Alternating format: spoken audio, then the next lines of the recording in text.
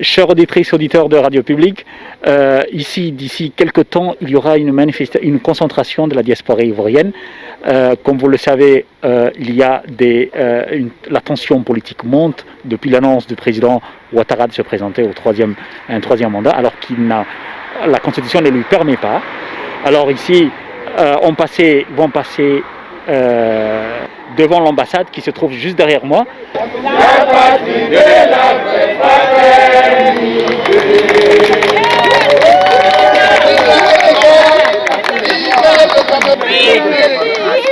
Vive la démocratie en Afrique, vive le respect des droits que les pays supportent. Je salue donc les éditeurs et les auditrices de la radio publique. Donc je suis M. Tapé Gourbera, je suis enseignant. Je suis ivoirien d'origine. En fait, je fais partie d'un enclos colonial qu'on appelle la Côte d'Ivoire, qui est aujourd'hui géré par M. Alassane Dramane Ouattara, qui a été imposé par la France politique le 11 avril 2011, à la suite d'un coup d'État perpétré par l'Union, comment on appelle la France, ils ont kidnappé le président élu, à l'époque le président Laurent Gbagbo, qui a été par la suite déporté à La Haye et qui, à la suite de 3 ans de procès, a été acquitté, et doit être libéré et doit rentrer chez lui. Il est maintenu en Belgique depuis maintenant 17 mois, ce qui est incompréhensible.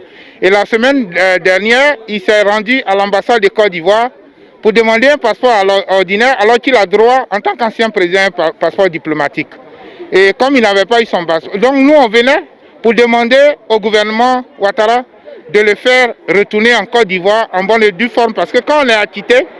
Pourquoi est-ce que nous sommes venus ici aujourd'hui pour une manifestation? Simplement parce que nous refusons totalement et concrètement le troisième mandat de ce monsieur qu'on appelle Dramane Ouattara, qui est soi-disant président de la Côte d'Ivoire. Moi, je n'ai pas mon président, simplement parce qu'un président n'agit pas de la sorte. Un président agit pour le peuple.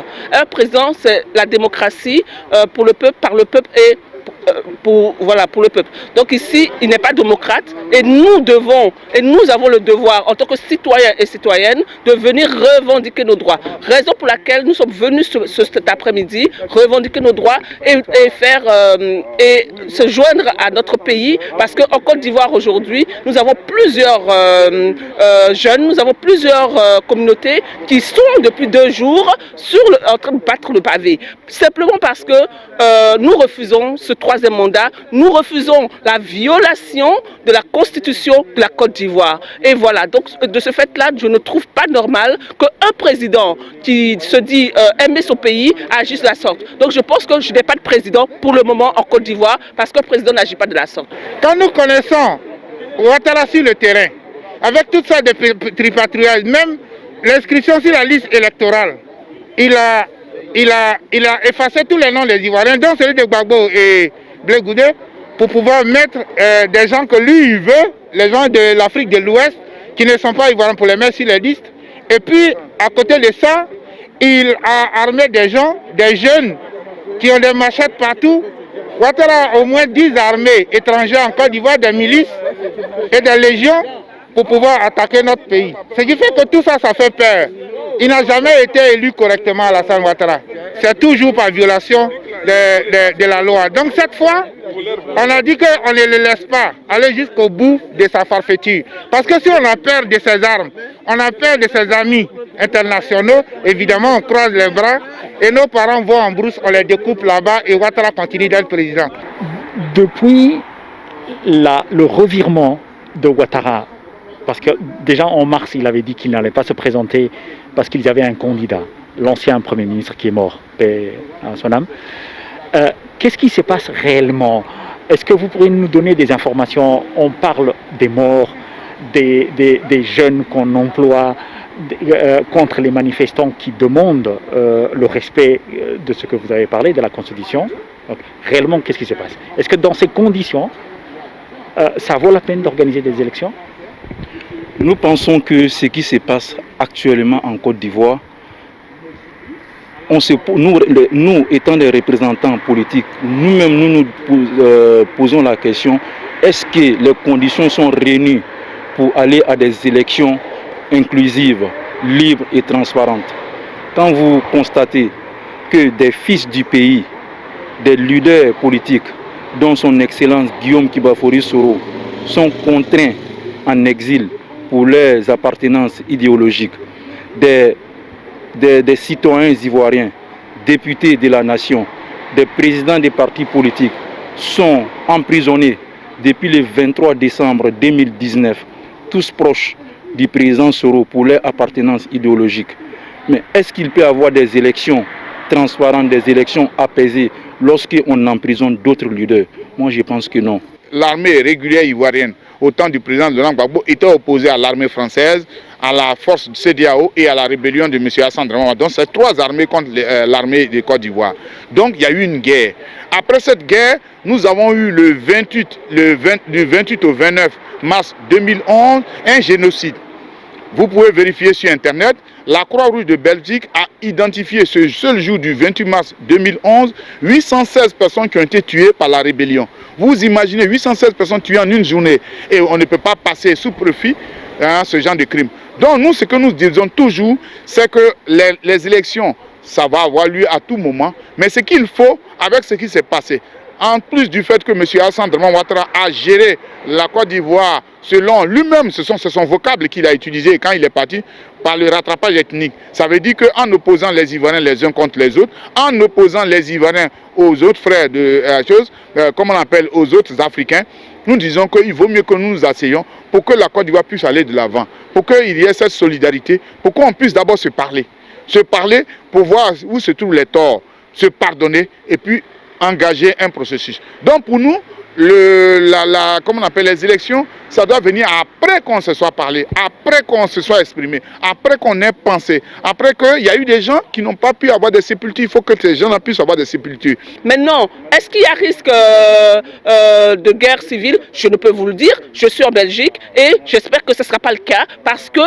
nous voulons le retrait. C'est pourquoi aujourd'hui nous marchons. C'est pourquoi depuis 2 jours la Côte d'Ivoire est en marche. C'est pourquoi aujourd'hui nous sommes présents devant l'ambassade ici de la Côte d'Ivoire en Belgique pour justement éviter la guerre civile parce que nous voulons simplement le retrait de la candidature de Dramane Ouattara à la magistrature suprême pour le 31 octobre. Voilà pourquoi nous sommes là et nous ne voulons pas cette guerre, nous ne voulons rien d'autre. Il faut qu'il retire sa candidature et là tout ira bien.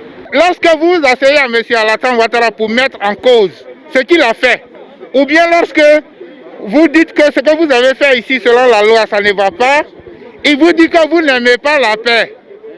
Ça veut dire que c'est ce que Alassane Ouattara dit en Côte d'Ivoire qui est la paix. Dès que vous ne le dites pas, c'est lui qui est armé jusqu'aux dents, avec des armées, avec des milices partout. Donc dès que vous discutez à lui, il dit c'est la guerre. Alors Ouattara se présentant, nous on ne va plus laisser Alassane Ouattara continuer ses forfaits. Alors il aura guerre civile en Côte d'Ivoire. Nous ne sommes pas armés, il va nous tuer, il va faire un génocide.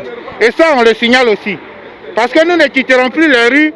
Et quand on sait que Ouattara, dès qu'on le contrarie, il massacre les gens et il est protégé par ses amis d'ici, alors nous, on pense qu'il y aura guerre civile. On pense qu'il y aura génocide que Ouattara va commettre avec ses microbes et ses criminels.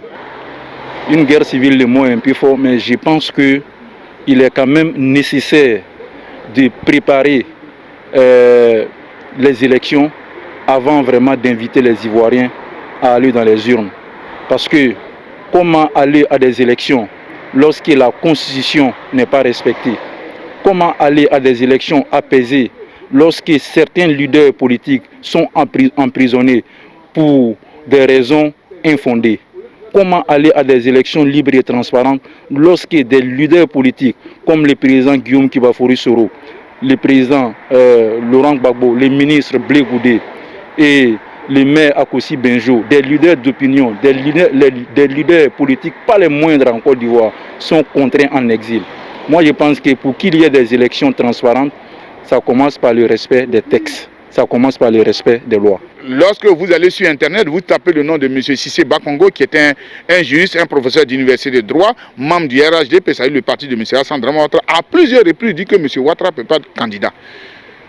Pourquoi? Parce que vous avez l'article 55 de la nouvelle constitution et surtout l'article 183 qui dit que ce qui s'est passé au niveau de l'article 35 de la constitution alinéa 1 dit que le président de la République est élu au suffrage universel et il est réélu qu'une seule fois. Et donc ce prolongement se fait à travers l'article 183 de la nouvelle constitution du 8 novembre 2016. Malheureusement, M. Alassane Dramane Ouattara, qui est encore, donc un troisième élément qu'on peut ajouter, c'est que le 5 mars 2020, lui-même devant le Congrès, à savoir le Parlement et le Sénat, c'est-à-dire devant la nation ivoirienne, devant le monde entier, est venu dire qu'il ne serait plus candidat et qu'il laisse la place à une nouvelle génération. Et il a même eu droit à un tweet de M. Emmanuel Macron, qui est son supporter. Bref, et nous sommes étonnés que ce même M. Alassane Dramane Ouattara, le 6 août, vienne dire que lui, il va être candidat au mépris de la Constitution. Vous voyez, donc tous ces éléments mis ensemble les uns les autres, nous ont dit qu'il fallait véritablement venir ici. Comment réagissent à cette situation les chefs traditionnels? Ont-ils la parole? Ont-ils le droit d'expression, d'exprimer? Parce que c'est aussi quelque chose qui les concerne indirectement, non? Selon la constitution ivoirienne, les chefs traditionnels ne doivent pas se mêler de la politique, selon les lois ivoiriennes. Mais malheureusement, nous assistons à une situation qui est vraiment regrettable. Parce que nous avons constaté ces derniers temps, certains chefs traditionnels, pas à l'unanimité, quelques chefs traditionnels qui sont allés faire leur allégeance au président Alassane Ouattara. Mais je me demande si ces chefs traditionnels sont véritablement des chefs traditionnels. Parce que des chefs traditionnels sont normalement les garants des terres. Tout le monde sait que le président Alassane Dramane Ouattara n'a pas le droit à briguer une troisième fois à la magistrature suprême. Il n'a pas le droit, selon la constitution ivoirienne, de candidater. Moi, je pense que quand on est des chefs traditionnels responsables, la moindre des choses, c'est de donner des conseils idoines au président de la République à avoir raison gardée. Mais je pense qu'à ce niveau, les chefs traditionnels sont aujourd'hui partagés en Côte d'Ivoire. Effectivement, je vous ai dit, le 12 et le 13, il y a eu des manifestations sur l'étendue du territoire. Je vous ai dit qu'on compte officiellement 6 morts. Ce n'est pas que je vais être cynique, mais je suis convaincu qu'il y en a plus. Pourquoi? Le régime de M. Ouattara a envoyé des jeunes qu'on appelle les microbes. Ce n'est pas nous qui les avons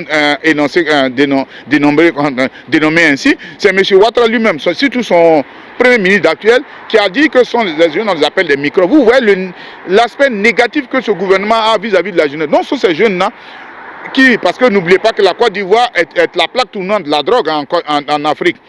Nous avons remplacé maintenant la Guinée-Bissau, c'est la plaque tournante. Et l'actuel Premier ministre a été nommément cité comme étant le parrain même de la drogue. Donc, en créant des fumoirs, en donnant de la drogue, au lieu de permettre à ce que ces jeunes aillent à l'école, qu'ils aient des emplois, on a plutôt donné de la drogue. Et ces jeunes-là, aujourd'hui, qui constituent des milices de défense du pouvoir, à qui on donne des machettes, on distribue, je vous le dis, et ce sont ces jeunes-là qui attaquent aujourd'hui les populations qui vont entrer manifester contre la violation de la Constitution. Donc, nous aujourd'hui, ce que nous disons et qui est simple, nous demandons la démission pure et simple de M. Alassane Dramane Ouattara avant toute chose. La Côte d'Ivoire est une, que ce soit politique, que ce soit social, que ce soit sur le plan humanitaire, nous devons nous unir. Le temps est arrivé où nous devons être un. La guerre, les guerres, comment je vais dire ça, de troupes, bien de partis ou quoi, arrêtons. Arrêtons ça. Le temps est arrivé où des gens sont en Côte d'Ivoire en train de se faire lapider, de faire tout n'importe quoi à cause de ce troisième mandat. Il est temps. C'est ensemble. Nous devons sortir ensemble. Nous devons être unis pour la Côte d'Ivoire. Nous avons une seule Côte d'Ivoire. Je vous remercie. Nous souhaitons et nous nous battrons pour qu'il n'y ait pas de guerre civile. Monsieur Alassane Dramane Ouattara, c'est cette situation qu'il veut. Parce qu'il veut se servir de l'article 63, 73 de la Constitution ivoirienne qui dit que lorsqu'il y a des troupes, il peut continuer de garder le pouvoir. Vous voyez? Et donc, pour vous dire que quelque part, M. Ouattara, c'est ce qu'il veut. Mais nous allons tout faire pour empêcher qu'il y ait une guerre civile. Les Ivoiriens et les populations non ivoiriennes qui vivent en Côte d'Ivoire ont trop souffert de la guerre que M. Alassane Dramane Ouattara a fait engendrer en 2011. Oui, les Ivoiriens portent encore les stigmates de cette guerre. Ils portent encore les blessures, les maîtrissures de cette guerre. nous ne pouvons pas continuer. Nous allons tout faire selon toutes nos possibilités. C'est d'ailleurs pour ça que nous avons fait ce meeting. Nous allons faire ce qu'on appelle l'offensive diplomatique. Dire à ceux qui les soutiennent, notamment la France, parce que c'est le poulain de la France, pour leur dire de venir prendre leur collier, parce que nous sommes fatigués. Nous ne voulons pas de guerre civile. Les Ivoiriens sont fatigués, les Africains sont fatigués. Tout ce que nous voulons, c'est d'amorcer un processus de développement. C'est de permettre, parce que la politique de M. Hassan Dramane Ouattara, d'ailleurs j'en parle dans mon livre, c'est lui qui est venu, qui est l'un des concepteurs, enfin, pas le concepteur, dans l'application des plans d'ajustement structurel, M. Hassan Dramane Ouattara, dont j'en parle longuement dans mon livre, c'est lui qui est venu mettre ça en exergue en Afrique. Et les plans d'ajustement structurel, on le sait, ont permis de démanteler tout ce qui était, même les micro-entreprises qui étaient là, permis de tout privatiser alors que nous n'avons rien. Et aujourd'hui, vous voyez beaucoup de jeunes, que ce soit ivoiriens ou africains là ensemble, cherchent à émigrer en Europe ou pour un Eldorado. Et vous voyez comment ça se passe. D'autres même sont, à l'heure où je vous parle, sont mis en esclavage en Libye. Donc nous ne voulons pas ça. Et M. Hassan Dramane Ouattara ne travaille pas pour les Africains, ne travaille pas pour la Côte d'Ivoire, il travaille pour les officines qui sont contre contre l'Afrique. Voilà son schéma. Je ne vous apprends rien. Le 20 décembre dernier, M. Hassan Dramane Ouattara est venu par un tour de passe-passe avec M. Macron à deux, je dis bien à deux, pour saboter le projet de l'éco qui avait été initié. Vous voyez. Donc, pour vous dire que ce monsieur-là, il est contre les Africains, il est contre les Ivoiriens. Comme vous le voyez, la manifestation, la concentration s'est terminée. Ici, il reste quelques membres pour terminer quelques entretiens. Tout s'est bien passé sans problème et on a pu entendre ce qu'il voulait exprimer au public ici. À la prochaine.